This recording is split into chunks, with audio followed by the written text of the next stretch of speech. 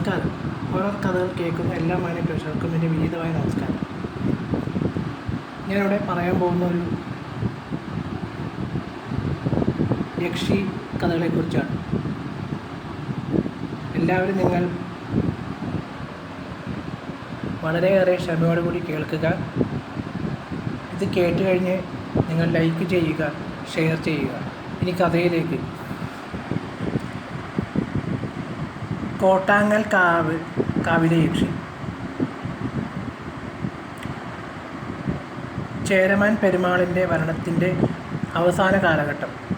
ചേര സാമ്രാജ്യം തകർന്ന് ഇടപ്രഭുക്കന്മാർ സ്വയം രാജാക്കന്മാരായി ഭവിച്ചു തുടങ്ങിയ സമയം. ഇടപ്പള്ളി സ്വരൂപത്തിന് കീഴിലുള്ള കോട്ടാങ്ങൽ ദേശത്ത് വലിയ അസ്വസ്ഥതകളും പ്രശ്നങ്ങളുമൊക്കെ ഉടലെടുത്തിരുന്നു. അതിന് കാരണമായൊരു കുടുംബത്തിൽ ഉടലെടുത്ത പ്രശ്നങ്ങളും കൊലപാതകവും അതിൻ്റെ കഥയിലേക്ക് കടക്കാം. കുറച്ചൊക്കെ യാഥാർത്ഥ്യവും ബാക്കി മിത്തുകളും പറഞ്ഞു കേട്ട വിവരങ്ങളുമൊക്കെയായി രൂപപ്പെടുത്തിയ കഥയാണ് ഈ കോട്ടാങ്ങൽ കാവിലെ യക്ഷി എന്ന് പറയുന്നത്. അതുകൊണ്ട് തന്നെ ഇതിലെ കഥയും കഥാപാത്രങ്ങളും സംഭവങ്ങളുമൊക്കെ തികച്ചും സാങ്കല്പിക കഥാപാത്രം മാത്രമാണ്. കഥയെ എങ്ങനെ കാണണം, അല്ലാതെ തോന്നുന്നതൊക്കെ തികച്ചും യാദൃച്ഛികം മാത്രമാണ്.